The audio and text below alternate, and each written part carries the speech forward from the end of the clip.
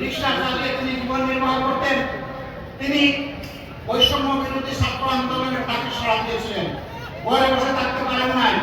হাতে পানির কেন নিয়ে তিনি রাস্তায় চলে গিয়েছিলেন।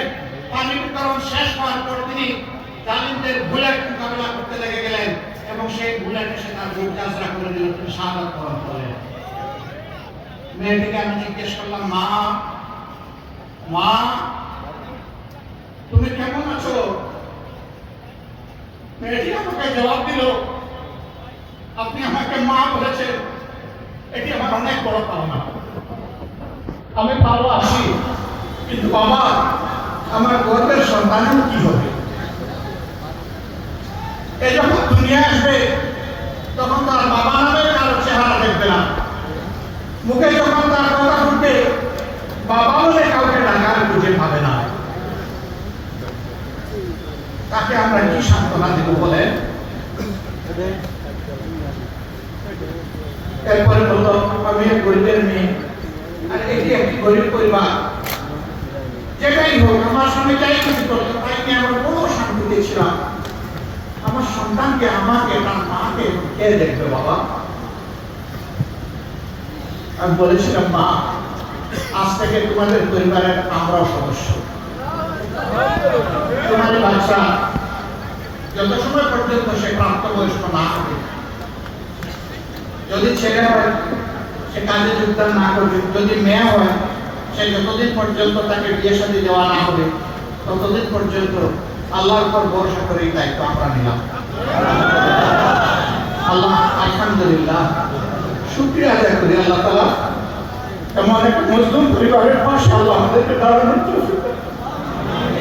আলহামদুলিল্লাহ আলহামদুলিল্লাহ। এরকম যেখানেই যাই মুখ ফাটা আত্মনাদ যেখানে শুনতে পাই, হৃদয়ের কান্তিও শুনতে পাই, নিজেকে ধরে রাখতে পারি না। সুমাইয়া নামের আমার একটি বোন জানালা দিয়ে সে দেখছিল নারায়ণগঞ্জের সাইনবোর্ড এলাকায় কি হচ্ছে রাস্তায়। আকাশ থেকে জালিমের ছোঁয়া ঘুরে এসে তার বুকে বিঁধল, এপুড় কপুড় করে চলে গেল, চিৎকার দিয়ে মাটিতে পড়ে গেল, দুনিয়া থেকে বিদায় নিল। তার কোলের 2 মাসের একটা শিশু সে রেখে গেল, একমাত্র শিশু। সামনে দিয়ে একজন গার্মেন্টস কর্মী। তাদের বাসায় যখন গেলাম, বাচ্চাকে তুলে নিলাম, চোখের পানি ধরে রাখতে পারলাম। তাদেরকে বলেছি, এই সন্তান এখন থেকে জাতির সন্তান, আমাদের সন্তান, তারও দায়িত্ব আল্লাহর উপর ভরসা করে আমাদের। এই 2 পরিবার সহ এরকম আর অসংখ্য পরিবার আলহামদুলিল্লাহ আমরা চেষ্টা করেছি তাদের পাশে দাঁড়াতে। আমরা এই কথা দাবি করি না, তাদের সকল কষ্ট আমরা আমাদের বুকে নিতে পেরেছি আর তাদের বুক হালকা করতে পেরেছি। আমরা শুধু বলেছিলাম যে আপনাদের কষ্টের অংশীদার হতে চাই এবং পুরুষদের কপালে চুমু দিয়ে নিজেদেরকে গর্বিত বানাতে চাই। কারণ আপনারা যার কেউ মিলে, কেউ ভাই, কেউ পিতা, কেউ সন্তান।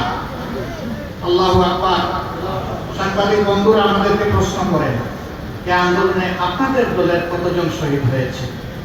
আমি তাদেরকে সুজা সাতটা উত্তর দিই, বন্ধু আমাদের দলের শহীদ হয়েছে কতজন এটা আপনাকে বলবো না, আমরা জানি কিন্তু বলবো না।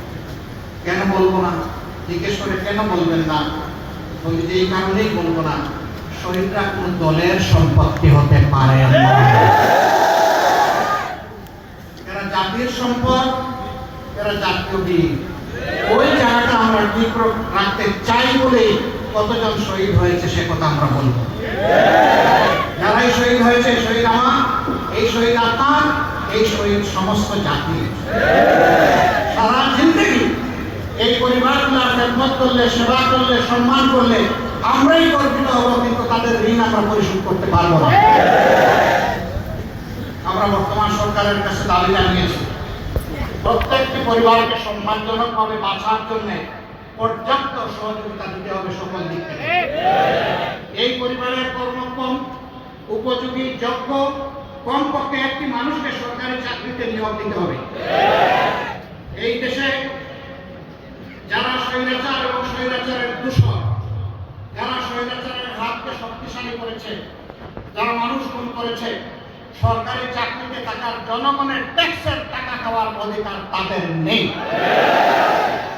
এই জায়গাগুলো খালি করে আমার যে যুবক যুবতী ছেলে মেয়েরা আহত হয়েছে, গুলিবিদ্ধ হয়েছে, তাদেরকে সেই জায়গায় সুযোগ করে দিতে হবে। তারা দিয়েও তাদের মূল্যায়ন হবে না, কারণ তারা এগুলো পাওয়ার জন্য লড়াই করে নাই। প্রত্যেকটা ছেলে মেয়ে তাদের কলিজা হাতে নিয়ে রাস্তায় নেমে এসেছিল। একটা মেয়ে বলেছিল, আমার পিছনে পুলিশ, সামনে আমার স্বাধীনতা, আমি যাবো কোন দিকে? আমি যাবো স্বাধীনতাতে আলম্বন করতে। সেলিউট মা, তোমাকে সেলিউট। তুমি আমাদের গর্বের প্রতীক, তুমি সত্যিকারের যোদ্ধা, আর তোমার মতো যারাই লড়াই করেছে তারাই যোদ্ধা। এই যুদ্ধের বিনিময়ে বাংলাদেশটা মুক্ত হয়েছে। অনেকে বলতেছেন স্বাধীন হয়েছে, এটি দ্বিতীয় স্বাধীনতা। কেন বলে দ্বিতীয় স্বাধীনতা? আমরা তো 47-এ একবার স্বাধীন হলাম, এখন